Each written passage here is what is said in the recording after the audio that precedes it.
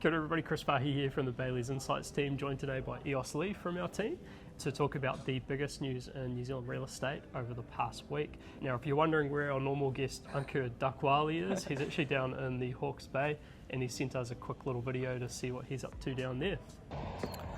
Hey everyone, just a quick update from the Hawke's Bay. I'm standing at Mission Hills Estate, which is about 207 hectares of stock grazing farmland on the western edge of Napier.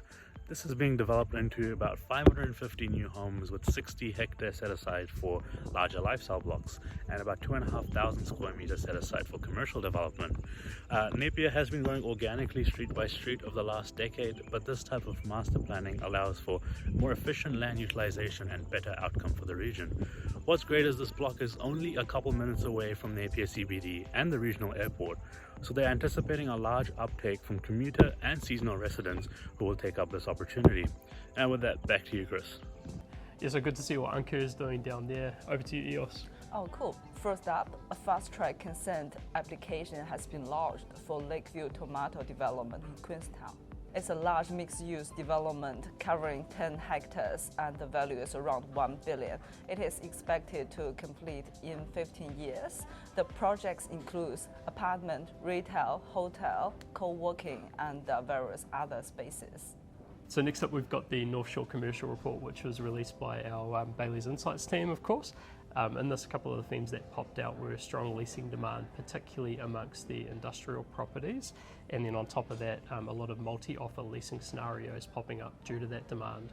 In addition to that, we're seeing rising interest rates across the market at the moment, and that's starting to add some headwinds into the investment space. But generally speaking, there's still been good demand and good outcomes for good quality stock. The next one is about Hamilton commercial market update. Bayleys Insights team just released a report.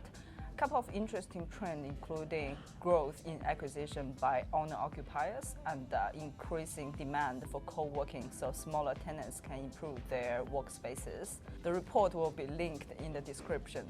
So next up, going global, our partner Knight Frank released two indices. So this is the Global House Price Index and the Global Residential Cities Index for Q1 2022. And so these indices compare house price growth for the past 12 months over a number of cities. So we've got 56 countries and 150 major cities. Now leading the charge is Turkey and some of its cities, so Istanbul, Ankara and Izmir, with house price growth of about 100 to 120% over the past 12 months.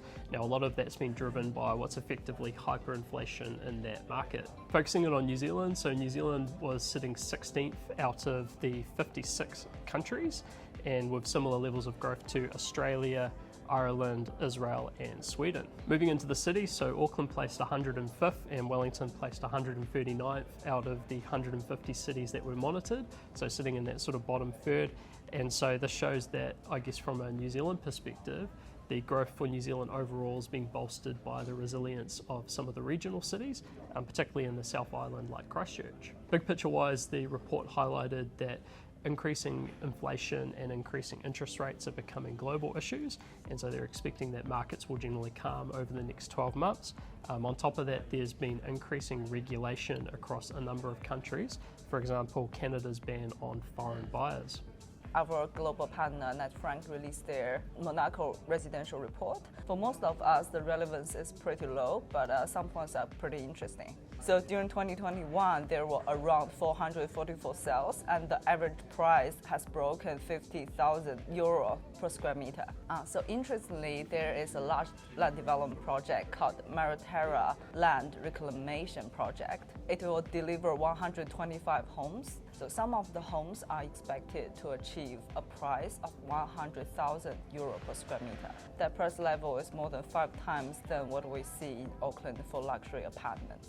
And so then finally in global news, we've got the Knight Frank Brisbane CBD office update.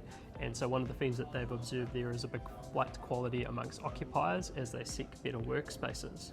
Vacancy rates in that market are sitting at about 16.3%, which in comparison to New Zealand, we'd have Auckland CBD at around 10% and Wellington CBD just under 6%. One of the interesting trends during 2020 was that they saw a lack of transactions above 10,000 square metres in that market from a leasing perspective, but in 2021 they observed a big return to some of those larger transactions, and so there's some big pre-commitments in the market by Deloitte, Minter Ellison, Hopgood Gannon and BDO for projects that will deliver in 2025 and 2027. And so finally we've got our property of the week. So Eos, what do you have for us this week? So for me this week is 22A Upland Road, Rotorua, Auckland. It's a super cool home.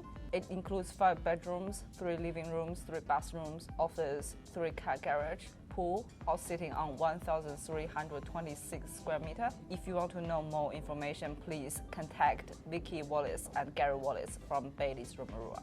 Awesome, and so for me I've got 201 Lochiel Branksholm Road in Lochiel in Invercargill, and so this is also known as the Hideaway 201. It's one of New Zealand's most stunning and well established wedding and event venues. It's located about 21 kilometres from Invercargill, and it's a full service venue sitting on 11.53 hectares. And so if you want more information about this one, you can talk to Paula Johnstone or Linda Royden from Bayleys Southland. So that's it, we'll wrap it up here. So thanks very much, Eos. Thanks. And we'll see you next time. See ya.